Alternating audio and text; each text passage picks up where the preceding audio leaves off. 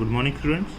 This is fifth part of chapter breathing and exchange of gases, and today we are going to discuss transport of carbon dioxide. Basically कल हमने oxygen का transport पढ़ा था और आज हम carbon dioxide के ट्रांसपोर्ट के बारे में बात करेंगे। तो बेसिकली कार्बन डाइऑक्साइड जो है आप सभी को पता है हमारी बॉडी के अंदर प्रोड्यूस हुई है और इसका इमीडिएट रिमूवल जो है बहुत ही ज़्यादा ज़रूरी है। ये देखिए कार्बन डाइऑक्साइड का जो इमीडिएट रिमूवल है हमारी बॉडी से बहुत ही ज़्यादा इम्पॉर्टेंट है। Basically CO2 is carried by haemoglobin as carbaminohaemoglobin about 20 to 25%। जो कार्बन डाइऑक्साइड है वो हेमोग्लोबिन के द्वारा 20-25% कैरी की जाती है कार्ब अमीनो हेमोग्लोबिन की फॉर्म में। This binding is related to the partial pressure of CO2। ये जो बाइंडिंग है ये किसके रिलेटेड में होती है? Partial pressure of CO2। ये हमने पहले भी एक ग्राफ में डिस्कस किया था कि जो CO2 का पार्शियल प्रेशर है वो कितना है, उसके अकॉर्डिंग ही बाइंडिंग होती है। PO2 is a major factor which could affect this binding and partial pressure of oxygen is also a major factor which could affect this binding. When PCO2 is high and PO2 is low, as in the tissue, more binding of carbon dioxide occur, whereas when PCO2 is low and PO2 is high, as in the alveoli, dissociation of CO2 from carbaminohemoglobin takes place. तो ये कह रहे हैं कि जब carbon dioxide का pressure ज़्यादा होता है एंड ऑक्सीजन का कम होता है यहाँ पे, तो क्या होता है टिश्यू के अंदर हमारे जो कार्बन डाइऑक्साइड है वो बाइंड हो जाती है, मतलब हमारे हेमोग्लोबिन के साथ बाइंड हो जाती है। लेकिन अगर हम एल्वियोलाई में आ जाते हैं वहाँ पे PO2 हाई होता है, वहाँ पे ऑक्सीजन का पार्शियल प्रेशर बहुत ज़्यादा हाई होता है। तो PO2 की वजह से जो ऑक्सीजन है वो ब्लड के साथ बाइंड कर जाता है एंड जो CO2 है वो कार्बमिनो हेमोग्लोबिन से डिसोसिएट हो जाती है। ओके, एंड CO2 जो है रिलीज़ हो जाती है। तो यहाँ पे आप देख भी सकते हैं जो CO2 है जो हेमोग्लोबिन के साथ बाइंडेड है वो एल्वियोलाई के पास आ जाती है, वहाँ पे उसकी डिसोसिएशन हो जाती है। RBC contain a very high concentration of enzyme carbonic anhydrase. ये भी एक बहुत इंपॉर्टेंट फैक्टर है। जो हमारे RBC हैं उसके पास एक एंजाइम है कार्बोनिक एनहाइड्रेस, और कुछ थोड़े बहुत हमारे प्लाज्मा में भी ये एंजाइम्स पड़े होते हैं। ये एंजाइम क्या करता है? बेसिकली ये रिएक्शन कराता है बोथ डायरेक्शंस में। कार्बन डाइऑक्साइड को बाइंड भी करवाता है कार्बमिनो हेमोग्लोबिन की फॉर्म में और उसको डिसोसिएट भी करवाता है। ये देखिए CO2 प्लस H2 वाटर के साथ मिला, कार्बोनिक एनहाइड्रेस ने H2CO3 बना दिया, फाइनली क्या बना दिया? कार्बमिनो हेमोग्लोबिन बना दिया। और फिर जब ये पार्टिकल्स हमारे एल्वियोलाई तक आ जाते हैं तो फिर कार्बोनिक एनहाइड्रेस क्या करवाता है? H2CO3 बनवाता है और H2CO3 फिर डिसोसिएट हो जाता है कार्बन डाइऑक्साइड प्लस H2O के अंदर। तो ये रिवर्सिबल प्रोसेस होती है, बोथ डायरेक्शन में वर्क करती है। तो हमारे टिश्यू में जहाँ पर पार्शियल प्रेशर है CO2 का हाई है कैटाबॉलिज्म के कारण, CO2 जो है ब्लड के अंदर डिफ्यूज हो जाती है। मतलब हमारा टिश्यू जो है, हमारा एक सेल कह लो, चलो सेल के अंदर कैटाबॉलिज्म हो रहा है, मतलब ब्रेकडाउन हो रहा है सब्सटेंस का, फूड सब्सटेंस जो है उसका ब्रेकडाउन हो रहा है।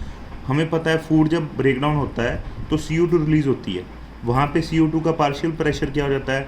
हाई। हमारे सेल के अंदर पार्शियल प्रेशर CO2 का क्या हो गया?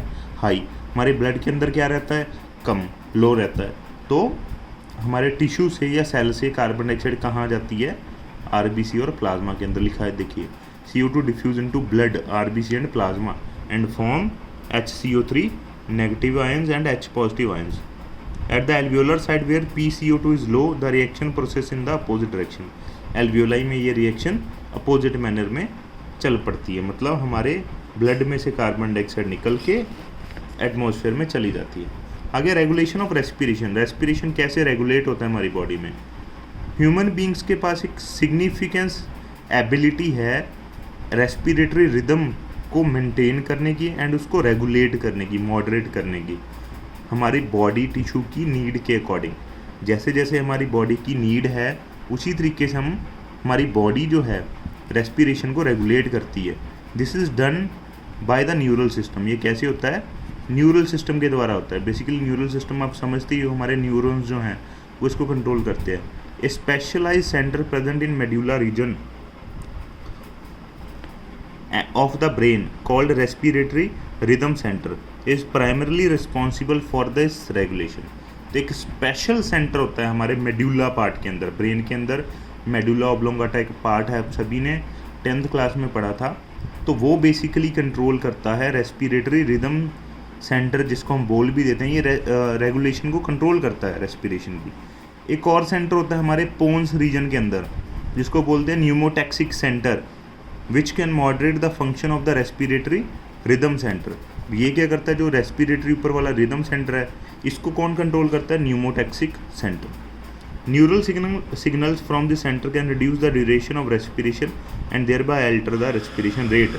जो न्यूरल सिग्नल होते हैं वो क्या करते हैं, रेस्पिरेशन के ड्यूरेशन को कम कर सकते हैं। तो देखिए यहाँ पर ये ट्रांसपोर्ट जो है ख़त्म नहीं होता, एक कीमो सेंसिटिव एरिया और पड़ा होता है हमारे रिदम सेंटर के जस्ट बिल्कुल साथ में, जो बहुत ही ज़्यादा सेंसिटिव है CO2 एंड हाइड्रोजन आयंस के अगेंस्ट। जैसे ही हमारी बॉडी में carbon dioxide and hydrogen ions की मात्रा बढ़ी, इंक्रीज़ हुआ, तो ये सेंटर एक्टिवेट हो जाता है। और ये सेंटर क्या करता है, रिदम सेंटर को आगे सिग्नल्स फॉरवर्ड करता है, ताकि जो हमारा रिदम सेंटर है वो प्रॉपर वैलिड एडजस्टमेंट्स कर पाए in the respiratory process by which these substance can be eliminated, ताकि ये जो सब्सटेंस है तो जल्दी से जल्दी हमारी बॉडी में से एलिमिनेट हो जाएं। Receptors associated with aortic arch and carotid artery also can be recognise changes in CO2 and H positive concentration and send necessary signals to the rhythm centre for remedial actions. और क्या कह रहे हैं, ये कुछ और रिसेप्टर भी होते हैं हमारे Arctic arch and carotid artery के अंदर, जो इन सब्सटेंस के सेंसिटिव होते हैं। और जैसे ही ये सब्सटेंस इंक्रीज होते हैं हमारी बॉडी के अंदर, तो ये सेंटर एक्टिवेट हो जाते हैं और इनके एलिमिनेशन के अंदर वो वर्क शुरू कर देते हैं। Role of oxygen in regulation of respiratory rhythm is quite insignificant. जो हमारा रेस्पिरेटरी रिदम है उसको रेगुलेट करने में ऑक्सीजन का रोल कोई ज़्यादा मायने नहीं रखता जी, लेकिन कार्बन डाइऑक्साइड के एलिमिनेट के अंदर या कार्बन डाइऑक्साइड की बाइंडिंग के अंदर, उसके अंदर ऑक्सीजन का बहुत बड़ा रोल है। लेकिन जो ये रिदम रेस्पिरेटरी रिदम है, इसको कंट्रोल करने में इसका कोई खास रोल, ऑक्सीजन का कोई खास रोल नहीं है।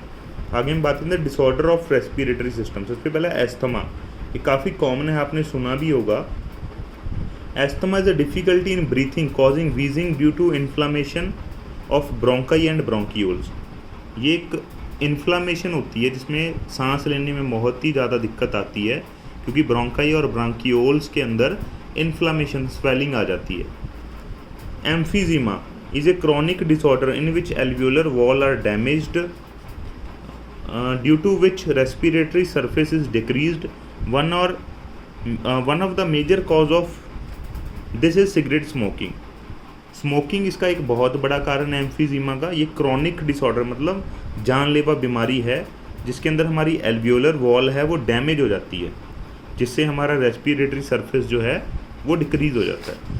आगे भी हमारे पास 2-3 डिसऑर्डर हैं, हम उसको भी डिस्कस करते हैं। ऑक्यूपेशनल रेस्पिरेटरी डिसऑर्डर, तो ये क्या है ऑक्यूपेशनल रेस्पिरेटरी डिसऑर्डर बेसिकली, जैसे कि इसमें काफ़ी चीज़ें आ जाती हैं। मतलब कुछ इंडस्ट्रीज़ इस तरीके की होती हैं, जैसे कि स्पेशली जो ग्राइंडिंग और स्टोन ब्रेकिंग इंडस्ट्री है, वहाँ पे बहुत ज़्यादा डस्ट प्रोड्यूस होती है। So much dust is produced that the defence mechanism of the body can not fully corp with the situation. वहाँ पर इतनी ज़्यादा डस्ट वगैरह होती है कि जो हमारी बॉडी का सिस्टम है, डिफेंस मैकेनिज्म, वो प्रॉपर इन चीज़ों को मतलब फाइट नहीं कर पाता। जब लॉन्ग एक्सपोजर, लंबे समय तक ये दिक्कत आती है,